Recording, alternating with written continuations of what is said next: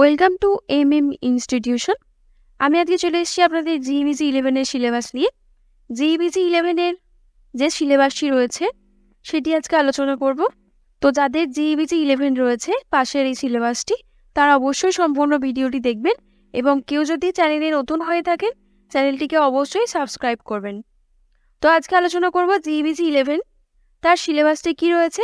সেখানে 4টি মডিউলে ভাগ করা রয়েছে: মডিউল 1, মডিউল 2, মডিউল 3 এবং মডিউল 4। তো প্রথমেই দেখে নেব মডিউল 1-এ কি রয়েছে। মডিউল 1-এ রয়েছে 4টি একক: একক 1, একক 2, 3 এবং 4।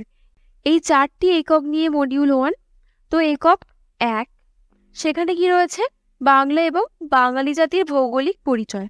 অর্থাৎ এই এককটির মধ্যে কি রয়েছে? এককটির মধ্যে আপনাদের থাকছে বাংলা এবং বাঙালি জাতির যে ভৌগোলিক পরিচয় সেটি, বাংলার ভৌগোলিক পরিচয় অর্থাৎ সেখানকার ভৌগোলিক সীমানা, নদ নদী, ভূপ্রকৃতি, জলবায়ু এবং ভূপ্রাকৃতিক যে সমস্ত সাক্ষ্য প্রমাণ রয়েছে, যেমন গ্রাম্যলিপ্ত, পুণ্ডবর্ধন, এই সমস্ত বিষয়গুলি আপনারা একক 1-এর মধ্যে পাবেন।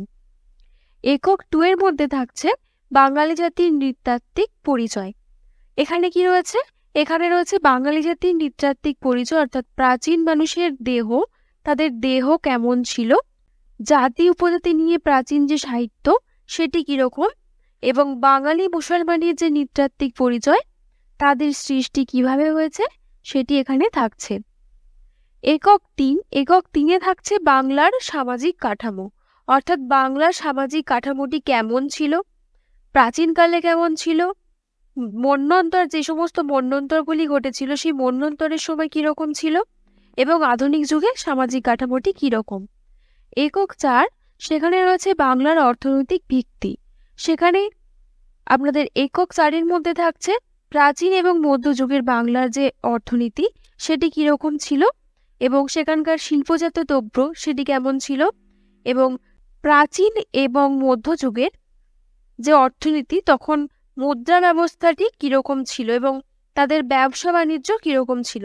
এবং এই একক 4-এর মধ্যে থাকছে আধুনিক বাংলার অর্থনৈতিক কাঠামো, প্রাচীন এবং মধ্যযুগের বাংলার অর্থনৈতিক কাঠামো এবং আধুনিক বাংলার অর্থনৈতিক কাঠামো। এরপর চলে যাব মডিউল 2। মডিউল 2-তেও আপনাদের 4টি একক রয়েছে। তো একক 5, একক 5-এর মধ্যে রয়েছে বাংলার রাজনৈতিক ইতিহাস।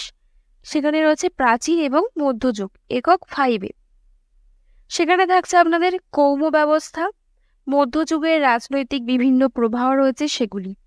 এরপর একক 6, একক 6-এ রয়েছে বাংলার রাজনৈতিক ইতিহাসের আধুনিক যুগ।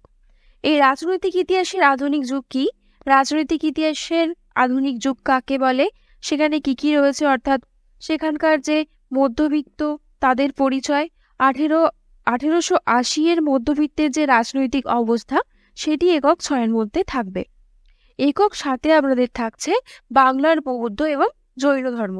বৌদ্ধ ধর্ম কি, তার প্রবক্তা কে, জৈন ধর্ম কি, তার প্রবক্তা কে ছিলেন, তার মূল কথা কি, বৌদ্ধ ধর্মের উদ্ভব কিভাবে হয়েছিল, জৈন ধর্মের উদ্ভব কিভাবে হয়েছিল, এর মূল বাণী কি, এখানকার বিভিন্ন চেতনা, বৌদ্ধ ধর্মের চেতনা, জৈন ধর্মের চেতনা এবং আচার আচরণ, বিভিন্ন বিষয় একক 7-এর মধ্যে থাকছে।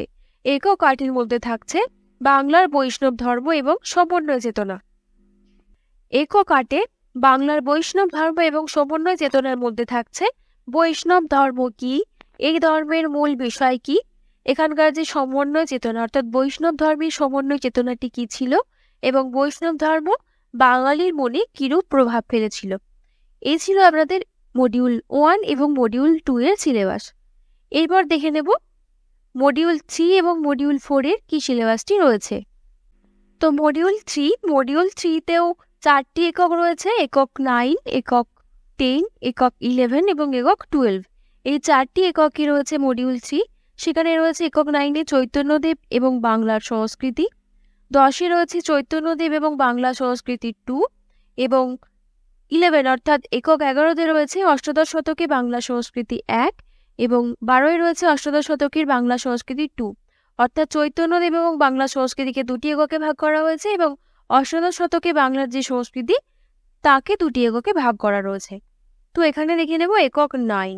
একক 9-এ আপনাদের কি রয়েছে, বাংলা সমাজ জীবনে চৈতন্যদেবের যে প্রভাব সেটি এখানে থাকছে। বাংলা সাহিত্যে চৈতন্যদেবের কি ভূমিকা রয়েছে সেটি এখানে থাকবে। আপনাদের এখানে থাকছে বিভিন্ন গোস্বামীর নাম, যেমন স্বর গোস্বামী, সনাতন গোস্বামী, রূপ গোস্বামী, শ্রীজীব গোস্বামী, গোপাল ভট্ট, রঘুনাথ দাস, এই সমস্ত গোস্বামীদের সম্বন্ধে আপনাদের পড়তে হবে। এবং পরবর্তী রয়েছে চৈতন্য জীবনী, যে সমস্ত সাহিত্যগুলি রয়েছে সেগুলি একক 9-এ থাকছে, অর্থাৎ কৃষ্ণদাস কবিরাজ গোস্বামীর চৈতন্য চরিতামৃত এবং আরও অন্যান্য সাহিত্য এখানে থাকছে। এবং বাংলাদেশের সমাজ এবং সাহিত্যে শ্রী চৈতন্যদেবের কিরকম প্রভাব ছিল সেটি আপনাদের একক 9-এর মধ্যে থাকবে। একক 10, একক 10-এর মধ্যে আপনাদের থাকবে চৈতন্যদেব এবং বাংলা সংস্কৃতি 2, অর্থাৎ এখানে থাকছে চৈতন্য মঙ্গল, সেটি জয়ানন্দের লেখা এবং জয়ানন্দ সম্পর্কেও আপনাদের এখানে পড়তে হবে। বাংলা সংস্কৃতিতে বাংলা সংস্কৃতিকে সমৃদ্ধির জন্য চৈতন্যদেব কি কি অবদান রেখে গেছেন সেটি এখানে আপনাদের পড়তে হবে। এবং চৈতন্যের উত্তরাধিকার পর্ব, একক 10-এ আপনাদের চৈতন্যের উত্তরাধিকার পর্ব পড়তে হবে। এবং এখানে থাকছে বৈষ্ণব মতের যে স্বরূপ এবং প্রভাব তার সম্পর্কেও আপনাদের একক 10-এর মধ্যে পড়তে হচ্ছে। একক 11, সেখানে থাকছে অষ্টাদশ শতকের বাংলা সংস্কৃতি 1, অর্থাৎ এখানে অষ্টাদশ শতকের যে সমস্ত সাহিত্য সংস্কৃতি রয়েছে সেগুলি থাকছে, অর্থাৎ ধর্মমঙ্গল, তার শ্রেষ্ঠ কবি কে ছিলেন, তার কাব্য সম্পর্কে সংক্ষিপ্ত আলোচনা, সেগুলি থাকছে একক 11-এ। এবং এখানে থাকছে আরও শিবায়ন কাব্য, শিবায়ন কাব্য শাখার জনপ্রিয় কবি কে ছিলেন তার সংক্ষিপ্ত পরিচয় এখানে থাকছে। এবং এখানে থাকছে শাক্ত পদাবলী, এবং শাক্ত পদাবলীর বিভিন্ন কবি এখানে থাকছে, বা আপনাদের শাক্ত পদাবলীর 2জন কবিকে এখানে পড়তে হতে পারে। বৈষ্ণব সংস্কৃতির পরবর্তী যুগে অর্থাৎ অষ্টাদশ শতকে বাংলার সামাজিক অবস্থা কিরকম ছিল সেটিও একক 11-এর মধ্যে থাকছে। এবং বৈষ্ণব সংস্কৃতির পরবর্তী যুগে অর্থাৎ অষ্টাদশ শতকের বাঙালির যে সাংস্কৃতিক অবস্থা সেটি কিরকম ছিল সেটিও থাকছে একক 11-এ। এরপর দেখে নেব একক 12, সেখানে অষ্টাদশ শতকের বাংলা সংস্কৃতি 2, অর্থাৎ 11 এবং 12 এই 2টি এককে ভাগ করা হয়েছিল অষ্টাদশ শতকের বাংলা সংস্কৃতিকে। 2 নম্বর এককে কি থাকছে দেখব, সেখানে থাকছে রামপ্রসাদ সেন, অর্থাৎ রামপ্রসাদ সেনের বিষয়ে একক 12-এর মধ্যে আপনারা পড়তে পারবেন। এবং এখানে রয়েছে কবিগান কি, কবিগানের যে সমস্ত বৈশিষ্ট্য সে সমস্ত বৈশিষ্ট্য রয়েছে। তো এই ছিল মডিউল 3-এর সিলেবাস। এরপর দেখে নেব মডিউল 4, সেখানে কি রয়েছে। মডিউল 4-এ রয়েছে আপনাদের 3টি একক, একক 13, একক 14 এবং একক 15 থেকে 18-র একটি অধ্যায় রয়েছে। একক 13 সেখানে রয়েছে 19 এবং 20 শতকে বাংলা সংস্কৃতি, এবং একক 14 রয়েছে 19-20 শতকের বাংলা সংস্কৃতি 2, অর্থাৎ 19 এবং 20 শতকের বাংলা সংস্কৃতিকে এই 2টি এককে ভাগ করা হয়েছে। তো সংস্কৃতি 1 অর্থাৎ 19-20 শতকের সংস্কৃতি 1-এর মধ্যে কি থাকছে, এই 1-এর মধ্যে থাকছে আধুনিক বাংলার ধর্ম সংস্কার এবং ব্রাহ্ম আন্দোলন, বাংলা এবং বাঙালির যে সংস্কৃতি তার স্বরূপ থাকছে, এবং সমাজ সংস্কারক হিসাবে ঈশ্বরচন্দ্র বিদ্যাসাগর তার ভূমিকা এখানে আপনাদের থাকছে। এবং ঈশ্বরচন্দ্র বিদ্যাসাগর সমাজে কি কি অবদান রেখে গেছেন সেগুলি আপনাদের পড়তে হবে। এবং এছাড়া থাকছে ভক্তিবাদী আন্দোলন এবং স্বামী বিবেকানন্দ তার ভূমিকা, রবীন্দ্রনাথ ঠাকুরের শিক্ষা দর্শন, বিভিন্ন শিক্ষার মাধ্যম, 19বিংশ শতকে বাঙালি এবং বাঙালি যে সংস্কৃতি সেটি আপনাদের একক 13-র মধ্যে পড়তে হচ্ছে।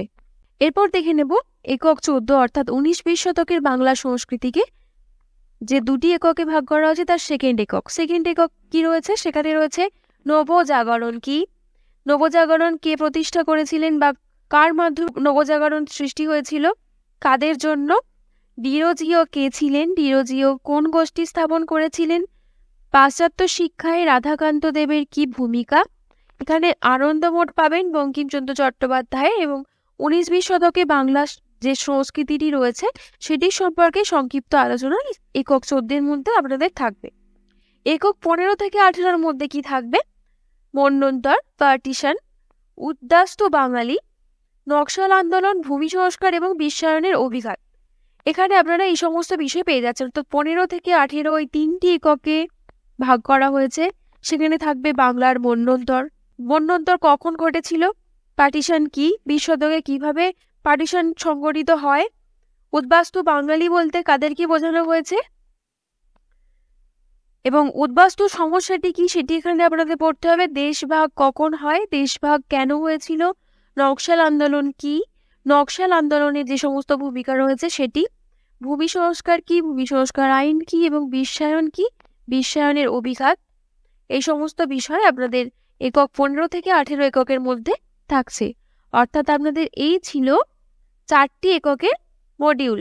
আপনাদের জিইভিজি 11-এর এই 4টি এককে প্রশ্ন থাকবে এবং সিলেবাসটি যদি কারোর বুঝতে অসুবিধা হয়ে থাকে আমাদের কমেন্ট বক্সে অবশ্যই কমেন্ট করবেন। এবং সবশেষে বলে রাখি, আমাদের সেন্টার থেকে নোটস দেওয়া চলছে। কেউ যদি নোটস নিতে ইচ্ছুক হন স্ক্রিনে দেওয়া নাম্বারে অবশ্যই যোগাযোগ করবেন। এবং কারোর যদি কোয়েশ্চেন অ্যান্সারের স্যাম্পল পেপার কালেক্ট করা হয়ে থাকে আমাদের যে ওয়েবসাইটটি রয়েছে সেই ওয়েবসাইটে গিয়ে অবশ্যই ফলো করবেন। সকলে ভালো থাকবেন, ধন্যবাদ।